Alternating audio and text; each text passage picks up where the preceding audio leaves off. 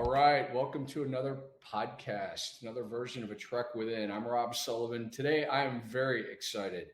My guest, Veronica Rae, is one of the major contributors to the book. She shared a bunch of different amazing stories, some of which she's going to share today on the podcast. And it is just such a treat. And actually, this is kind of cool. Veronica, as you'll find out, we had a very interesting introduction. And today is the very first time we've actually seen each other in real time. So without further ado, Veronica. Hi. All right. So thank you for being here. This is such a treat to see you. I'm very excited. Well, absolutely. My pleasure.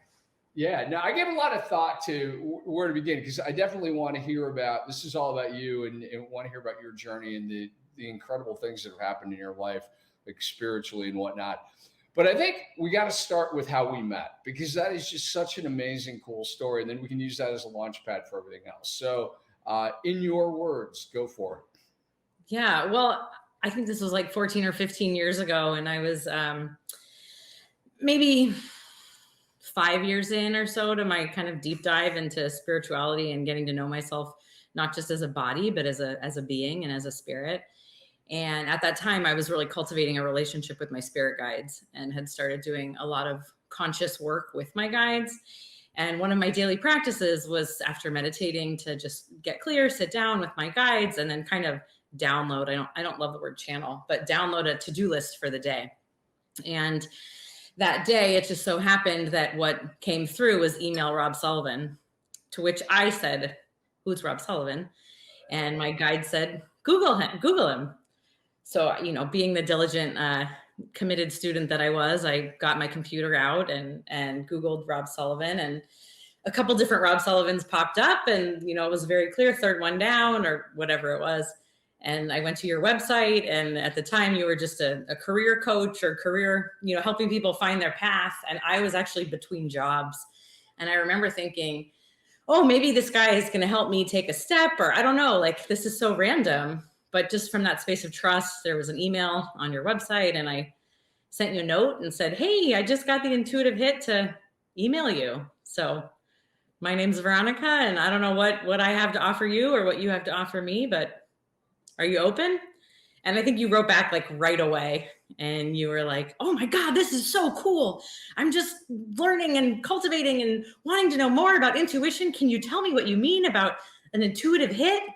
And I probably should have reread the email thread before I jumped on here with you to get clear on exactly what was said, but something along those lines.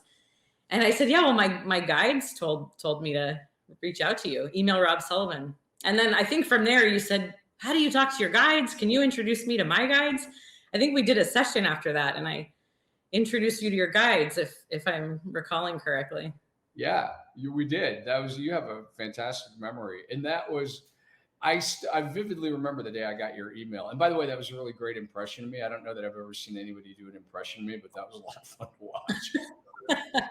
So, yeah, because that's exactly how I responded. I was just so excited, and I couldn't believe that, that happened, that, your guides actually gave you my name, which I thought was really cool. And it was, over the last, 14 or 15 years or however long it's been, there've been so many different times that we've interacted. And, it wasn't just about, I don't even remember what initially, you certainly did that session with the guides, but there were so many moments at, different times. Because like Veronica does a daily email, and we're going to give you the link at the end because it's free and it's amazing. And it's incredibly just inspirational. But it's more than that, because on countless occasions, I've had experiences where exactly the message that I needed to hear came through, or just really amazing synchronicities where I had shared something with somebody one day, and literally that same image was described the next day in Veronica's email, which is like, as one friend of mine calls it, the little God winks. That let you know you're exactly where you need to be, or however you want to think of it, but just wonderful synchronicities. So anyway, that was amazing. So very, very cool, and so fun to see you in real life, in real time rather. Not in real life yet, but we'll do that eventually. It feels like real life. Yeah. These days. Yeah. All right. So walk us through your journey, like in terms of, I'm very curious about, whether you want to start with, how you were raised and how that compares to where you are Yeah. now. Yeah. That's what occurs to me is a good place to start. Yeah, absolutely. Well, I just have two lovely hippie parents who kind of uh, dragged me all over the world with them when I was growing up. It was such a gift and such a blessing to be able to grow up on the road and being exposed to so many cultures. They were together 11 years before they had me, and they would work for a year and travel for a year, put their stuff in storage, and then work for a year and travel for a year. And they had me, and I think they were kind of like, well, fuck it, let's just bring her. And until I was 7, when we moved to Northern California, we were, kind of on and off the road. And I was exposed to a lot of different religions, a lot of different cultures, a lot of different ideas and ideologies. And then, at 7, I was plopped down into elementary school. I came home from the first day of first grade. They put me in like halfway through the school year. I'd missed kindergarten and half of first grade.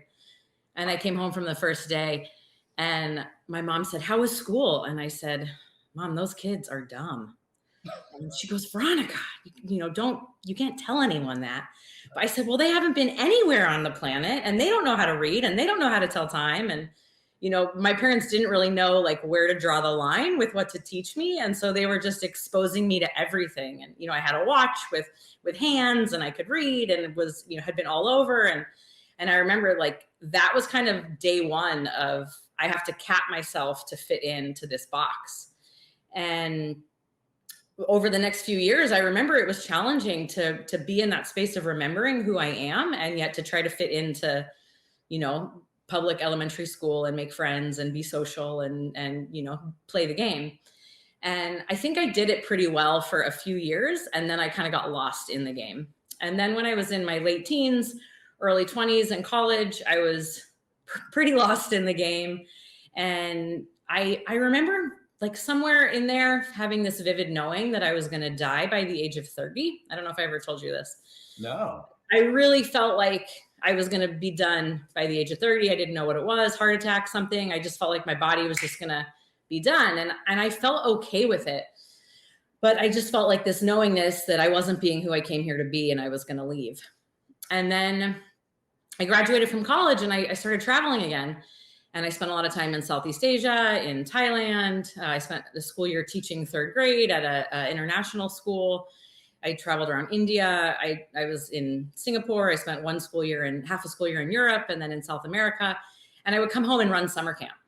And then I would leave and go, as soon as summer camp ended, pack up, leave, and go back out into the world. And then come home in the late spring, hire staff, run summer camp again, which had been my job in high school and through college. And I remember feeling like there was this cosmicness that I could have in my space and in my bubble, in my world when I was traveling, that I didn't feel accepted to have here when I was at home, in the States, in California. And so I would come home, work, save money, kind of doing what my parents had done, and then flee as fast as I could to get out into the world and find myself. And then in 2006, I came back, ran summer camp, and actually went on a date with someone who said, "Oh, I just took these classes at this spiritual development school, and you might be interested." Right around that time, I was having a lot of dreams that would come true. And I would wake up a little bit traumatized, like not having the ability to discern what was real and what wasn't.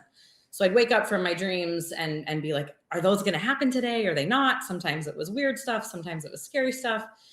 And I had no discernment and no ability. I was kind of like a psychic paranoid, for lack of a better term. And I had no ability to discern, what was real and what wasn't.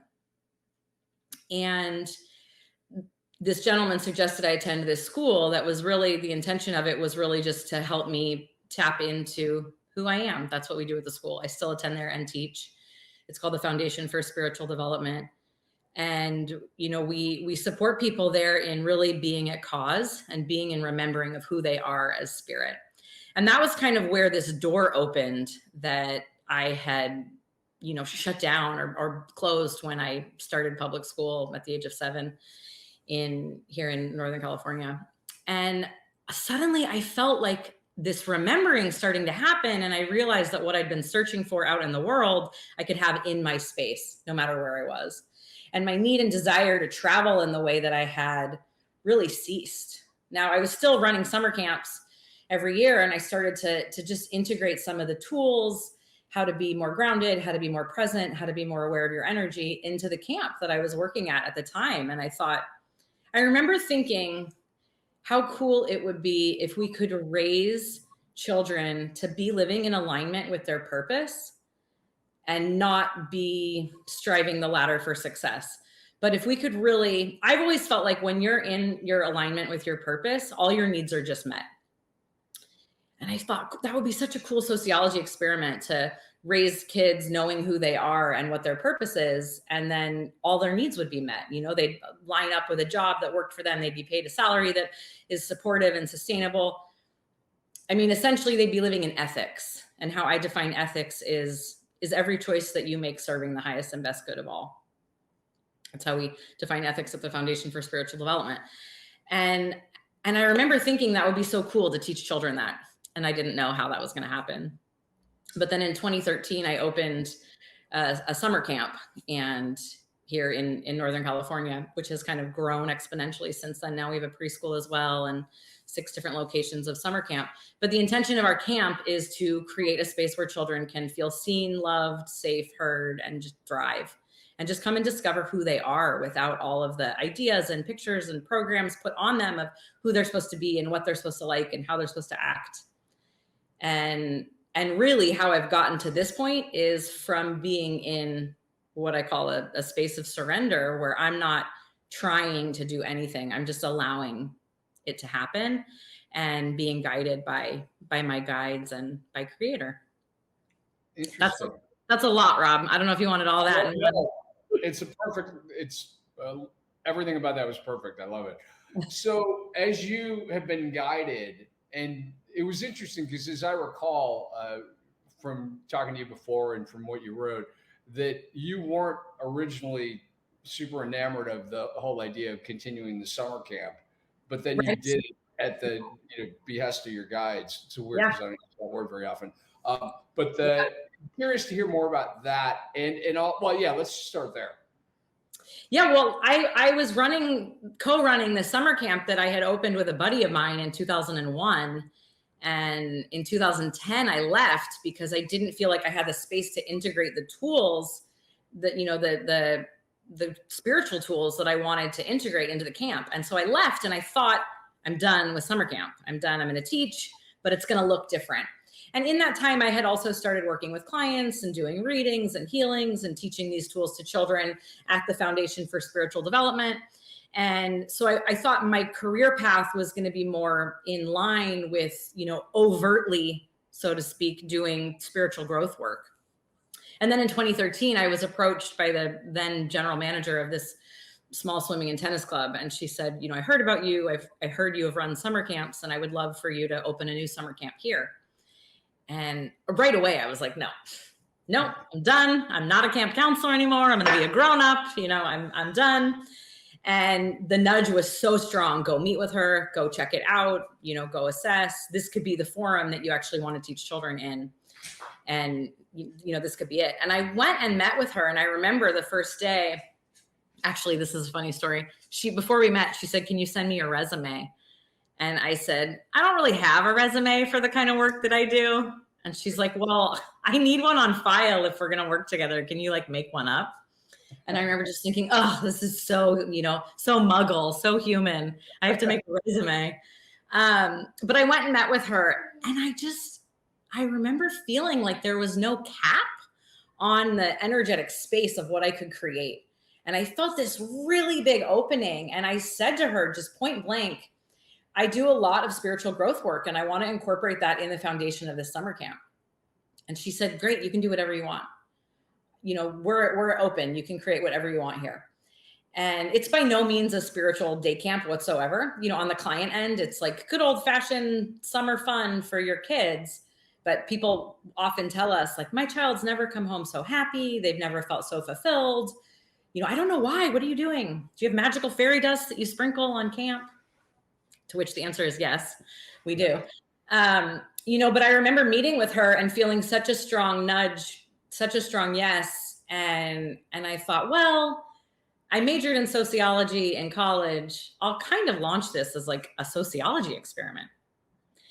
And so I did. My intention was to create this environment for children to feel, as I said, safe, loved, and seen, and discover who they are. And this is fun too. I don't remember if this is in the book or if I've shared this with you, but I was sitting with my mom, and after I'd committed to opening the camp, and she said, I said, Mom, I have to figure out what is the camp called? Did I tell you this? Is this in there? I don't remember. This is great. I forgot about it, but yeah, me too. and I said, Mom, I need you to look in the future and see what the camp is called. And she goes, okay. It's called Camp Funderblast. And I went, oh, yeah, I think it is. And I like to tell that story at camp, and kids always go, what? Did she really look in the future? And I say, well, that's what the camp's called. So there's your answer. She did. And, that night I went home and I Googled Funderblast to see if anything came up, and nothing did. And I thought, okay, that's kind of a cool name. And then not long after that, I was sitting in meditation, and this light energy appeared before me. It was a guide. I knew it wasn't one of my guides. And the guide said, I'm Louie, the lightning bolt of love. And I'm here to be a guide to work with you for the camp that you're going to be starting. And I was like, oh, that's awesome. In the past, I had interviewed guides to work with the old summer camp that I'd been with. And I was familiar with, bringing in a team of support in the spiritual realm to hold space for what we're creating on the physical. And normally I go and find them. So I was kind of like a little skeptical that this guide had come to me, but I sat with it. I like to shine light on the entity and kind of do an ID check and confirm their authenticity. There's a lot of beings, just like there's a lot of people, who maybe don't have the best intentions. And so I wanted to get really clear that this was an aligned spirit coming to work with me for this new creation. And after time, I determined it was. And then the guide said, I'm Louie, the lightning bolt of love. And you're going to make my stuffed animal body. And I was like, I don't know how to sew. I don't know how to make a stuffed animal. Like, I think you got the wrong girl. And Louie said, no, let's go. We went to the fabric store, and, Louie is like right there with me and guides me to which fabric to choose and the stuffing. And I come home and kind of put the fabric out on my floor, and I'm like, I don't even know, like, I'm going to draw a lightning bolt. And then what if it's wrong? And Louie said, no, use string. So map out the lightning bolt with string, and then we can kind of tweak it. And I did, and cut it out, and then I sewed it. And then I had this lightning bolt, and I could see the face that was meant to be sewn on it. And I tried all these different faces. I love to tell this story at camp and show the pictures of all the faces, where I tried the first one, and the kids are like, oh, that's not Louie. That's not right. And then I've had eyebrows. No, that's not Louie, which is kind of my process. I was trying these different faces on and going, no. And then finally I put this, these eyes and mouth on, and this face just clicked. And I sewed the face on and stuffed Louie and sewed him up and put him on my couch. And then the next day I went to the club where I was going to open the camp. And I was sitting with this guy who was the front desk manager. And he took this big stuffed animal, and he just took it in his arms, and he just held it. And he was having a rough day. And he goes, and he didn't know any of the story of the spirit or anything. And he goes, Veronica, you made this stuffy, perfect hugging size. Did you do that on purpose? And I was like, Alex, I'm not doing any of this on purpose.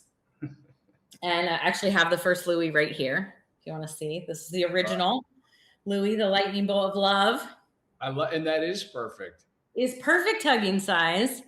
And this Louie, was made before our first summer. This is a well-loved Louie. This Louie has been hugged by thousands and thousands and thousands of kids. And, parents, I've had parents come in to pick up their kids, and they're like, I had a rough meeting at work today. Where's Louie? I need a hug. And after the first week of camp, these kids came up to me and they said, Veronica, when you hug Louie, you can feel him hug you back. And I was like, oh, that's cool. I don't think I had hugged Louie at that point. And I took him in my arms, and you really can feel this energetic hug that is so tender and soft and healing. And over the years, I've had kids come up to me and parents and say, oh, my child used to be, we made Louie pillowcases so kids could take one home and have it, have a Louie in their room. Cause I sewed this guy by hand. I couldn't make Louie's for everyone to take home. So as a substitute, I made pillowcases. And I remember this one mom came to me and she said, my daughter's 6 years old and I've had to lie in bed with her every night since she was born to put her to sleep. And yesterday she said to me, Mom, I have Louis now. You can go to your room. I'm safe. And she just had the pillowcase with the image of him on it. And it was so, so sweet. So, you know, all of this has kind of come out of this bigger commitment that I had to tap into that space of remembering. Now I'll rewind to when I was 24 and found the Foundation for Spiritual Development. I remember being at this crossroad where I could see if I really committed to doing this work, my life path was going to change. And that knowingness that I had that I was going to die at 30 kind of started to evaporate if I could really commit to being who I came here to be. And obviously my body's 42 now, so I committed and made it through that hurdle. But it's really been an interesting journey of letting go of who I think I am and what I think I need to be doing and what I think my work and my service looks like here on earth. You know, I wouldn't have planned any of this. I wouldn't have, you know, could I have written this story? I wouldn't have written it like it is. If I could change anything now, I wouldn't change a thing. It's been so divinely magical. My favorite part of that is the fact that it was the kids who said, when you hug Louis, he hugs you back. Yeah, totally. Yeah. That, you know, and that was, as I understood it, Louis' stated intention when he came to you in meditation. Yeah. And said, you're going to make my stuffed animal body and I'm going to guide you how big and what size and what shape. And yeah. Wow. What a gift. And it's, you know, you're one of a handful of people I know who have a really good relationship with their guides. And I just think it's so cool that you're so in tune and able to pick up on that energy and that you act on it. Not that, you know, because I can imagine a lot of people, excuse me, a little bit of a cough today, but excuse me. That's your guides, Rob, saying you need to act on it a little bit more. Yeah, probably. Yeah.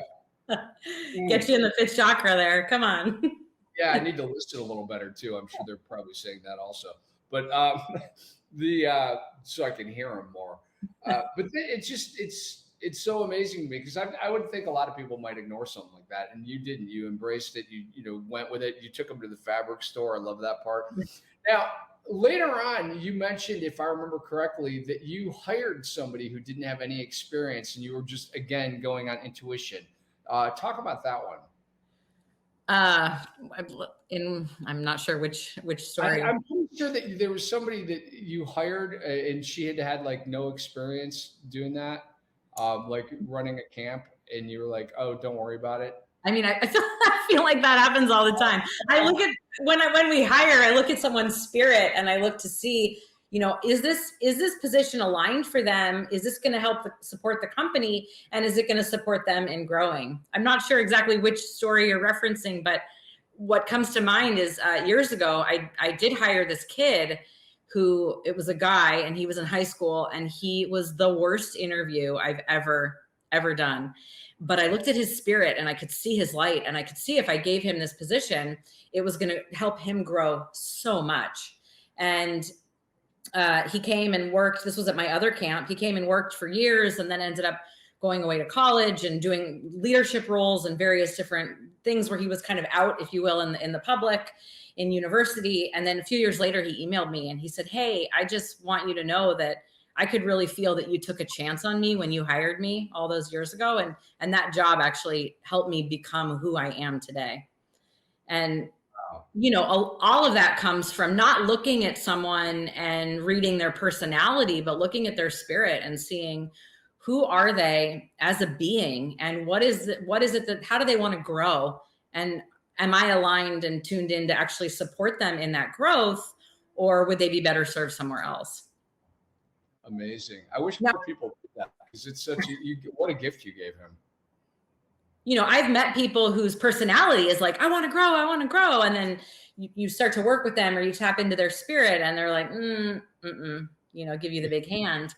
And I've met other people who are like, I'm not sure. Or in this case, this kid was so insecure and just, you know, unassured with himself.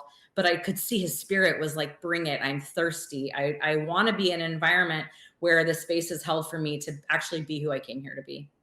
Yeah, amazing. I love it. And that's a really cool story. So that's even addition. But if anybody reads the book, the story that I'm referring to is in there. I'm just trying to blank on some of the details around it. Sorry, me too. No, no big deal. Not well, but to me, that's a credit to you that you have so many stories and so many people like that that you've taken chances on and helped. That you're like, oh, I can't remember which one it was. It's like, that's great. Tell us about Bob. Oh. So when I first went to the Foundation for Spiritual Development, I felt this knowingness that I had spirit guides with me. I felt protected. I remember when I was living in Thailand, I got in a motorbike accident. I was pulling into my driveway at the like bungalow house I was living at, and I kind of skidded on the sand and I went flying off the motorbike. I was holding onto the handles. I went flying. I kind of spun around off the motorbike, and the bike went flying and I went flying into the sand. And I had this like tiniest little scrape on my toe, and that was it. And I remember getting up. I also lived on the bungalow house was on temple ground. And this was like at the entrance to the temple ground, and the space was just so sacred. But I remember getting up and thinking, I am not alone. Like, there is clearly someone looking out for me and protecting me, because there's no way that accident just happened and I only have a scratch on my toe. And that was one of the first moments where I really felt protected by guidance.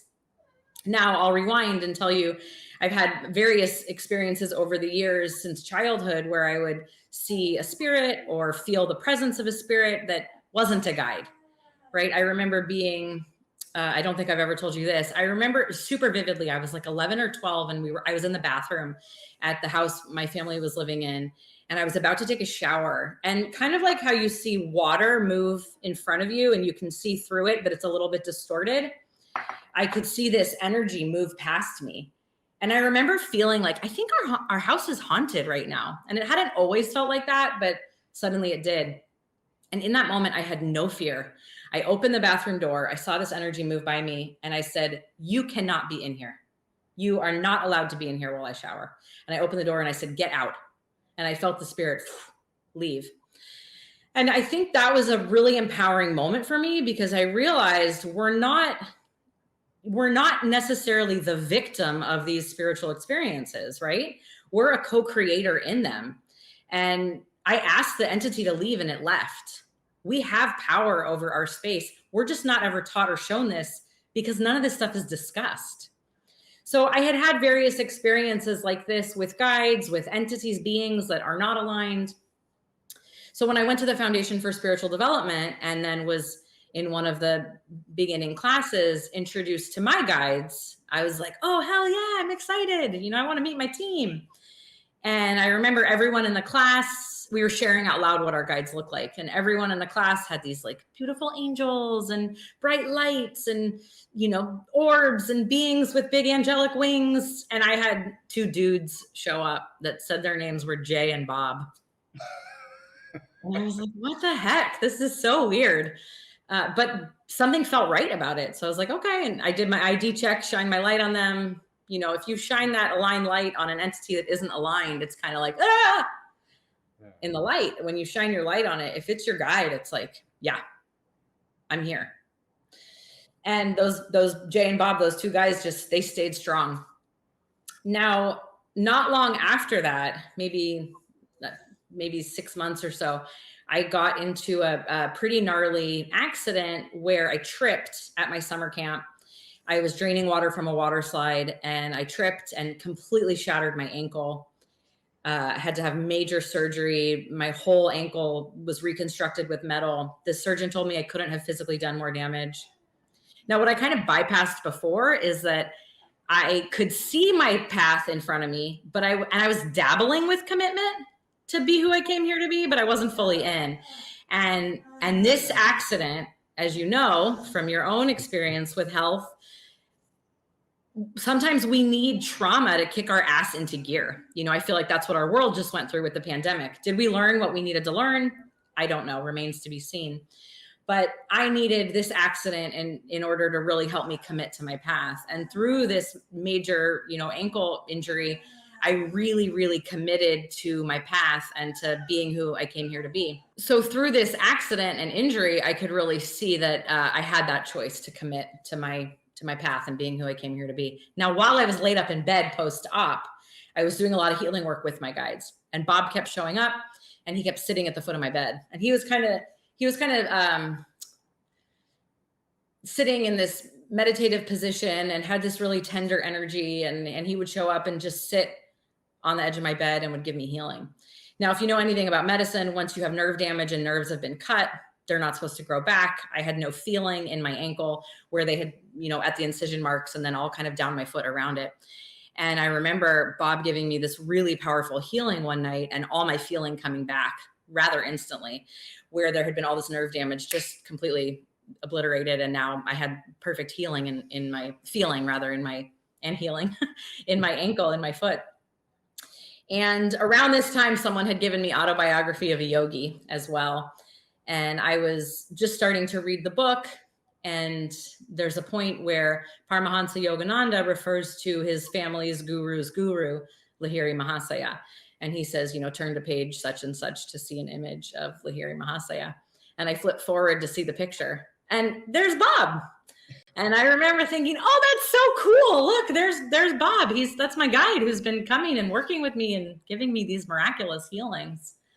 And my dad, who was super open and into this stuff, he knew I was working with Bob, and he was like, can Bob give me healings too? And I called him into my room. I was laid up with my foot elevated.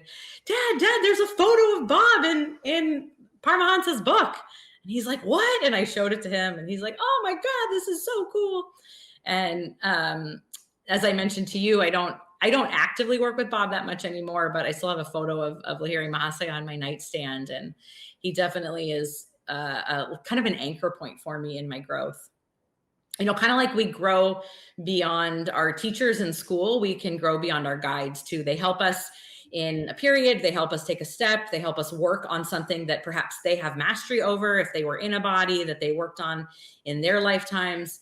And then when we're done with that piece, or we're done with our contract with them, then we grow our separate ways and then move on to another set of guides or another guide. I love that what I would imagine is a very elevated being came to you as Bob. Bob and Jay sound like leaders of a motorcycle gang. Baba is like a holy man in India. So I thought that was. Oh, I hadn't thought about that. So how about Jay? What was his story?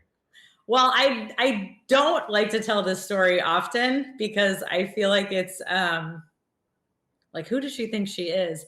But years later, I was in a class where a teacher was like, let's bring in the Christ consciousness energy.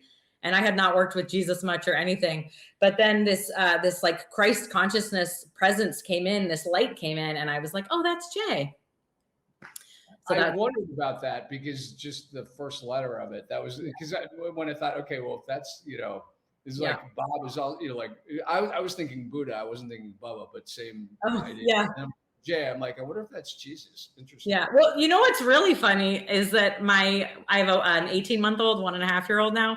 And when I was pregnant, my parents were like, what should our grandparent names be? And they were like trying to come up with stuff that was fun and quirky, and they didn't want to just be grandma and grandpa.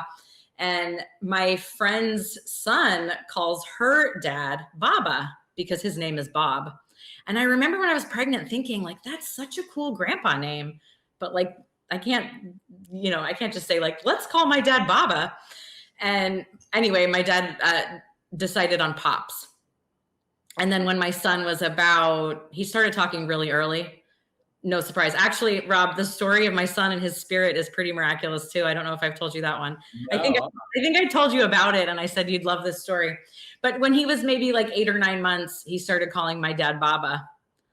And I was like, oh, I guess I got my wish. So now we all call my dad Baba also. Oh, that's so funny. Even though he was thinking Pops. Pops is like Speed Racer.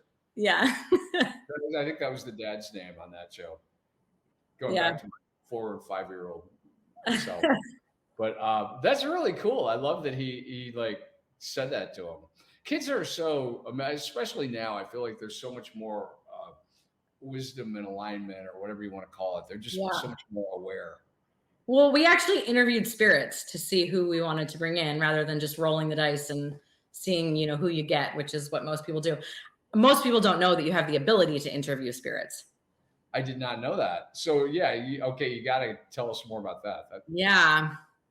Well, I was actually pregnant in 2019 with an ex, and it was an accidental pregnancy. And I remember when I first found out I was pregnant, I looked to see who the spirit was. I knew you could interview spirits and get clear about who you wanted to bring in. And I thought, oh, fuck, I didn't do that. And I apologize for swearing. Oh, don't worry about it. It's fine. If you're a PG podcast here. No, it's all good. And I remember looking and seeing there was actually no spirit tethered to the body. And I didn't know that you could get pregnant and have no spirit tethered to the body. But I could see I was in this choice point of being able to really tune in and see if I wanted to keep the pregnancy, and who did I want to bring in rather. And after a lot of meditation on it and looking at it and sitting with it, I finally came to interview spirits, and I found a spirit that also called itself Jay and felt really aligned. And the spirit said to me, the time's not right, Dad's not ready. And I was like, okay. And so I terminated the pregnancy, and it was the most healing experience. One of the most healing experiences I've ever had. The whole process of like giving this life force energy back to source was so incredible. And I remember my doctor even said to me, this was so strangely healing for me to do this procedure with you. And I remember she said, if you ever had a baby, I would love to deliver that baby, because I can't even imagine what that would be like, because there was so much grace present in the room as I had made this conscious choice with this spirit that felt really aligned to, release the body and then make a conscious choice to bring it back in aligned timing. Then the pandemic hit. That partner and I ended up splitting up. It was rather challenging and rough, and I kind of came through it, and I remember feeling like, was that my only chance? Like I said, I'm 42. I'm not young. I thought, well, maybe that was it. Maybe my service is to other people's children, and I'm not actually supposed to, be a biological parent. I've raised a lot of people's kids. My first boyfriend in high school had a child. I raised her. She's in her mid-20s now. And I really came to this place of surrender. And then that spirit, Jay, showed up, different Jay than my guide. And I said, what the hell are you doing here? You told me that Dad wasn't ready, and now Dad's gone. And the spirit said, I didn't say he was my dad. And I was like, oh, well played. So human to just assume. And I laughed, and I was like, I don't even know what to do with that. And the spirit left. Now, over the next few months, I kept having like spiritual pings, if you will, like flashes of this guy that I knew in college 20 years ago. And I would like see someone that reminded me of him, or I would see an actor on TV and it reminded me of him. And I remember thinking, like, that's so weird. Why does this guy keep popping into my awareness? And I figured I was going to run into him on the street or something, because sometimes that happens. I think about someone, have a premonition about them, and then I see them. Anyway, my therapist was like, Veronica, you need to get on a dating app. And I was like, Kathy, I'm not ready. I've never done that. I don't know. And she goes, no, I'm pulling you out of the gutter by your collar. You got to get on a dating app by our next call in 3 weeks. I want you to come with stories of having gone on a date. And I was like, oh, I'm righteous. I'll show her. So I intuited, read which dating app to get. And then this guy was the second person propagated to me who'd been, I'd been getting flashes of. And I had to like him in order to message him and say, like, oh my God, do you remember me from 20 years ago? And it's so great to see you again. And, what are you up to? He had worked with children also. And then he had to like me back, and we just started chatting and catching up. And he said, do you want to meet up and go for a date? And I remember thinking, wait, what? I thought we were just old buddies reconnecting. And I kind of paused, and I was like, no. I was thinking I wasn't ready. I was still like in the trauma of my last breakup. And I remember thinking, like, no, this is a really safe place to start. I know him. I trust him. I can do this. I can find the power within myself to get back out there. And we went and met up and had the most incredible time. And, you know, we both deleted the app, and a couple weeks later decided we were going to be in a committed partnership. And the whole thing was just like super fast and super tender and really sweet and really beautiful. And then like 6 months after we were together, that same OB's like, your clock's ticking, girl. You know, if you want to have a baby, you better get to it. And I was like, whoa, first of all, that's not how I operate. If this is aligned, it could happen when I'm 48, you know, and also maybe I'm not supposed to have a baby. And also I just started dating this guy. And then I told him that she said that, and he was like, okay. And I said, well, first of all, if we're going to do this, we have to get really, really clear and interview spirits. And he goes, well, I don't really know how to do that, but I'm open to you doing that and then guiding me through whatever is needed.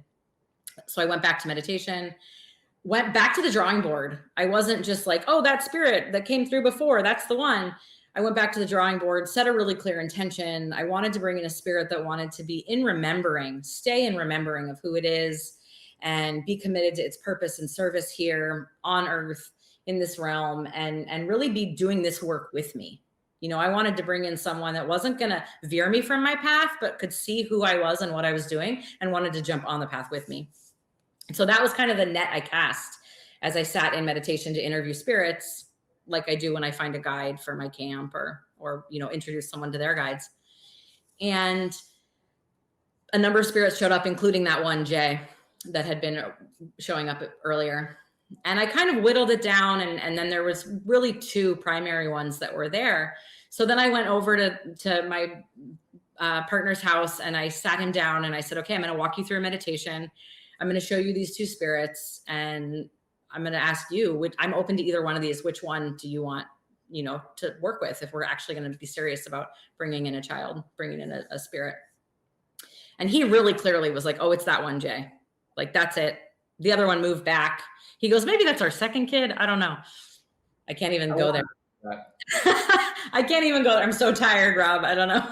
But, it was so clear. And then, you know, right after that, we conceived. It was super, super seamless process. The pregnancy was miraculously smooth. I was in listening and in harmony with the spirit the whole time. Not long after I got pregnant, the spirit came and said, I was the one dropping thoughts of him in your head. I knew he was my dad, and I was ready to come in, and I brought you together. And it was, I mean, I have chills as I'm telling you. It was so just like boom, boom, boom, clear.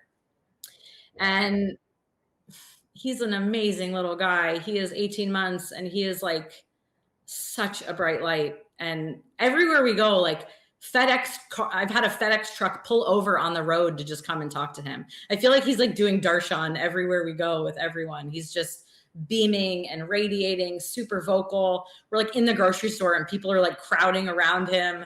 And it's definitely, I said Funderblast was my first sociology experiment. Bringing in Tenzin is my second big sociology experiment. That's amazing. Okay, so I've got to ask, and I don't know why this is in the realm of completely irrelevant and unimportant, but it's occurring to me to ask: was your partner new to that app as well? I feel like he was. Oh, you know, I don't know how long he'd been on there. I think he'd kind of gone on and off of it. Yeah. He had the worst profile I've ever seen. So, like, just know your profile doesn't have to be perfect. Just put yourself out there. Well, you have a colorful history of, you know, interviewing people who didn't show up that well at first. That's true. Yeah. Thank you for sharing that. That's amazing. And that's one of the reasons why I was so excited about today, is because there's so much about you. I feel like just from our emails, we've only ever scratched the surface of like the magic that's part of your history and whatnot. So it's just incredible. I want to be respectful of your time, and I know you're engaged in a really cool project now. So if you don't mind, I'd love to hear more about what you're doing with that. Yeah, thanks. Kind of tying like all of my work back to my roots and traveling and spending a lot of time, particularly in Asia. My mom over the last, 6 or 7 years has done a number of builds with Habitat for Humanity and Fuller Center. And she's gone and built homes in Nepal and Vietnam and Thailand. And I've thought, I live in such a bubble here. The children in this community are super privileged, super wealthy, really unexposed to the world, for lack of a better term. I mean, what did I say that first day of school? These kids are dumb. I mean, it's a terrible, terrible statement, but I was young and didn't have a filter. I have for a long time wanted to take children and families from here into areas in the world where there's maybe less privilege and less I don't know, less Opportunity. They're less spoiled. That's really what it comes down to, right?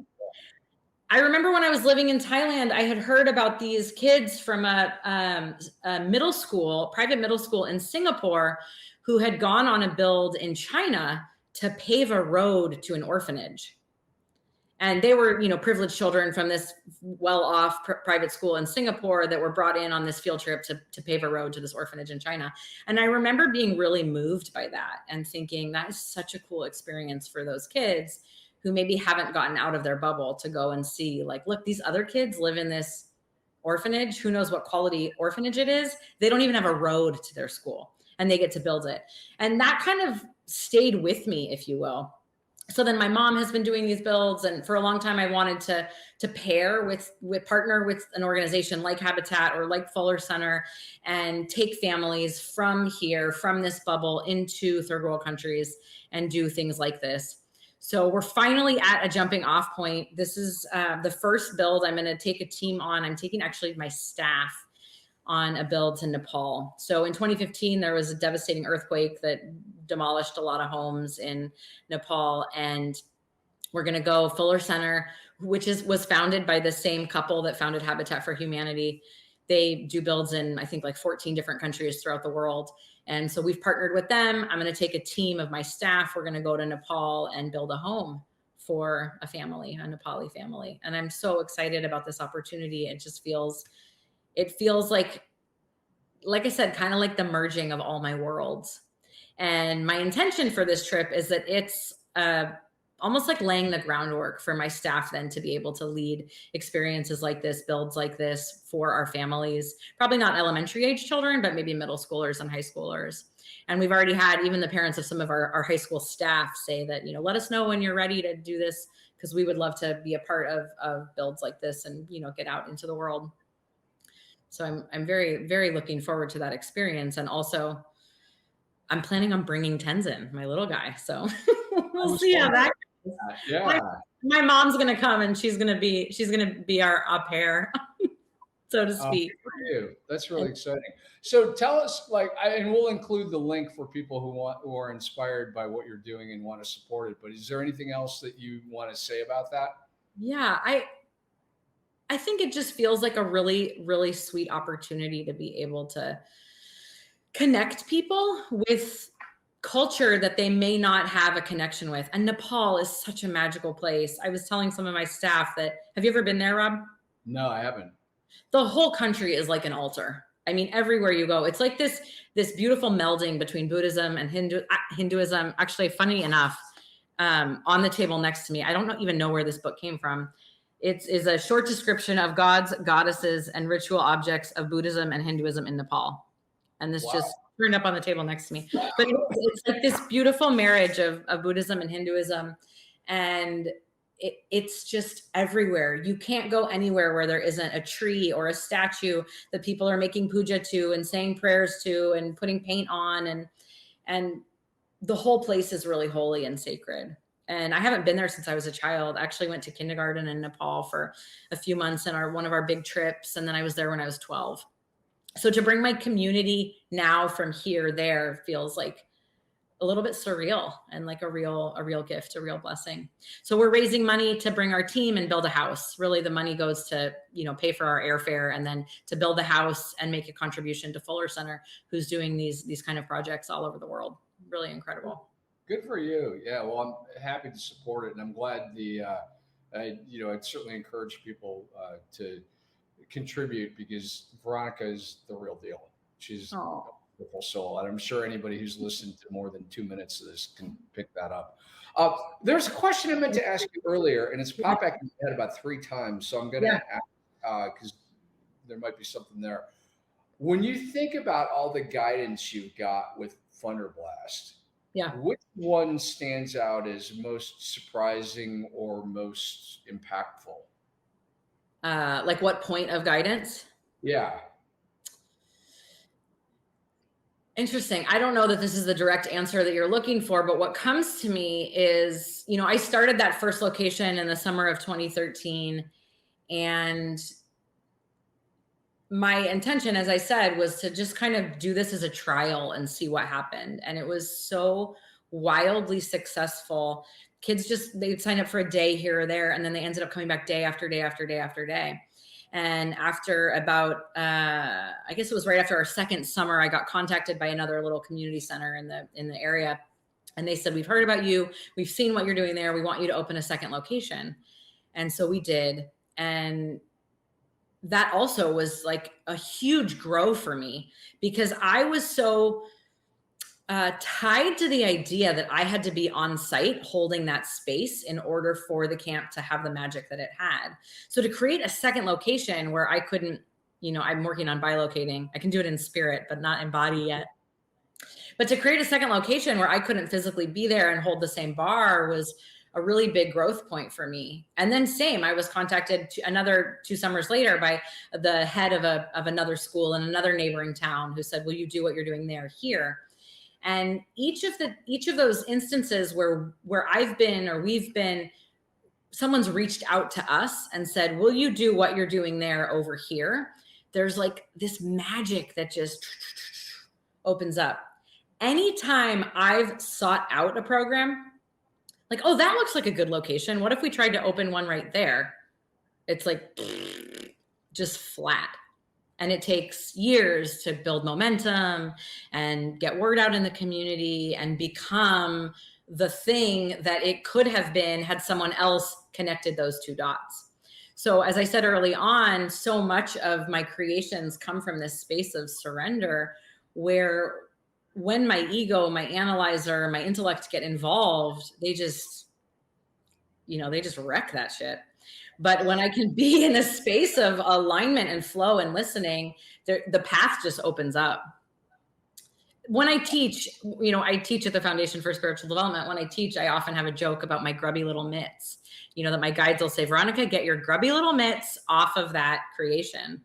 And it's a practice, right? I'm really good at letting it come through. And then as soon as it's manifested into form, I'm like, "Oh, well, now I have this thing. I better look after it and take care of it and make sure I'm in charge of it and holding the tone of it." And my guides are like laughing, like, "You didn't make it.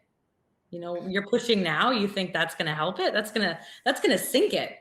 And so it's this constant practice of letting go and getting my grubby little mitts off of it to allow the space to be held, to come through what needs to come through. So I don't, like, if you ask me, "Where do you see yourself in 5 years?" or "Where do you see any of your projects going in 5 years?"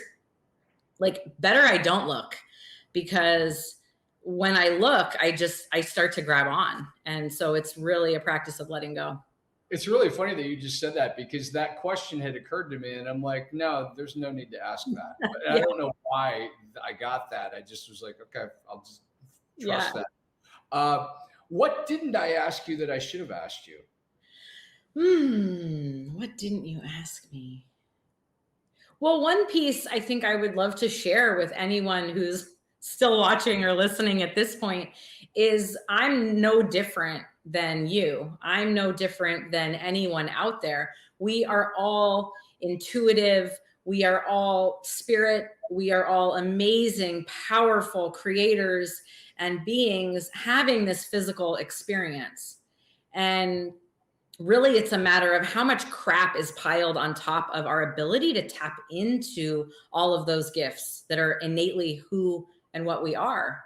And so I would just encourage anyone who's curious or wondering, like, how could I do any form of being in harmony or alignment with my higher self or my guides, to keep digging and keep clearing, because it's possible for anyone and everyone. I'm no different than anyone else. So for me, I think that's important to share, because it's easy to hear someone else talking who's able to tap in and be in listening and go, "Well, I can't hear my guides." But I would say, I doubt that's true at all. We all have experiences with our intuition. What often happens is we don't listen, and then we get in the car accident, and then we think, oh, I knew I wasn't supposed to go to that event, and I did, and I didn't listen, and now I have the repercussions to prove that my intuition did tell me. Or we think, we want to call someone back, and we go, no, now's not the time. And then we kind of go, fuck it, I'm going to do it. And then we get in a fight, and we go, oh, I knew I wasn't supposed to call them right then. So I would encourage anyone who's having those experiences and kind of on that cusp, practice being and listening with yourself and with your guidance, because you don't know what's on the other side of it. Maybe you don't make that phone call, and then you have a lovely day, and you don't know that you avoided a fight that you could have gotten into had you not been in listening. But having the lovely day is being in that flow that I'm referencing. So. Oh, that's beautiful. And that's a good point to talk about the emails that you send out, because, and also the evolution, because you just made a change in those. Oh, yeah. Yeah. So talk about that a bit. And we'll also include a link, because this is how I start my day. I always get an email from Veronica, and I look forward to them. They're amazing. So thank you, Rob. I appreciate that. Well, I must have been right around the time where we first met, and I had left that summer camp that I was with. I embarked on creating a website to offer healing and reading services. As I said, I thought this was kind of going to be my path. And I remember my guides saying, it's really important that you update your website all the time. Keep it fresh. And I was like, okay, well, what does that mean? And they said every day. And I was like, update my website every day? That's bonkers. And then they said, well, you can write a daily practice, just a little ditty that you can post on the website, and it'll be a little message. You just tap in, see what comes through, what's going to serve the highest and best good of the collective. And I started doing it. And I started doing it November 1st, 2010. And about a month later, a couple people were like, hey, I've been checking your website to get that daily practice, but it'd be awesome if you could email it out. And so I did. I started just sending an email each night with a message for the next day. And then I realized that was pretty rudimentary. And I think in 2012, I started using MailChimp, newsletter service, and then sending it out at midnight every night for the next day. And I still write it every night, except now, as Rob mentioned, I've made a little bit of an adjustment, and I write it Monday through Friday. So not on Saturdays and Sundays. And every week kind of has a theme that builds throughout the week, or that the practice is based around for the week.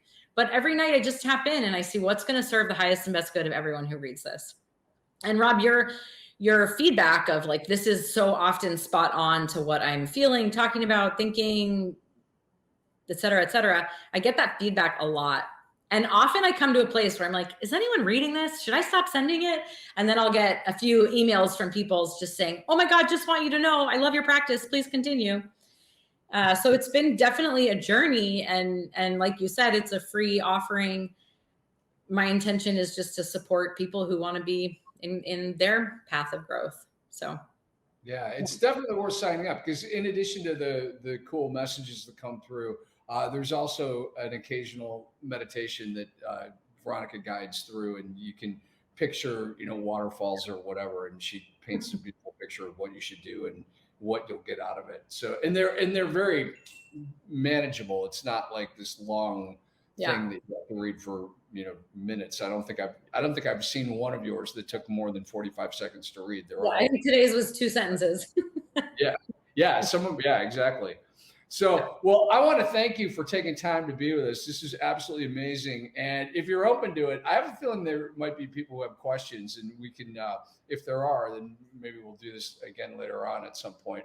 Yeah. I always invite people to do that. But you, if you're in California and you're near a Funderblast location and you have kids, definitely something you should think about. It's true. We did a summer camp and after school camp. We also I hired a dear friend of mine who has a history in sewing, and she is actually making Louis in her house so that kids can take Louis home. And I have a Louis here that Lisa made, and it's so sweet, and it's perfect hugging size, and it holds the energy. It looks exactly like the one that you made. Well, it took us a long time to hone in on how to make them as identical as possible. Yeah, that's good. This one's just been washed and hugged about 3 million times. Yeah. I want Louis. That is amazing. I remember when I first read that story, I'm like, I need a hug from Louis. that's fantastic. Yeah. Thanks, Rob. This was so sweet. It's really nice to see you. Yeah, really good to see you. And like I said, I just am super grateful for your time and for sharing with us today. Absolutely spectacular. Okay. Thank you. All right. So I hope you got as much out of that as I did. She is definitely one of the most inspiring people I've ever met. Veronica Rae, thank you so much. If you are just tuning in or just discovering the podcast for the first time, definitely click the like button, the subscribe button. It's free to do so. Feel free to stay in touch. I interview a lot of different people from a lot of different areas with, a lot of different things that they have to offer. So it's not just one type of interview or one type of, podcast. So definitely stay in touch. If you have questions, comments about anything you're seeing, feel free to reach out. Until next time, we'll say to be continued. It's all about trying to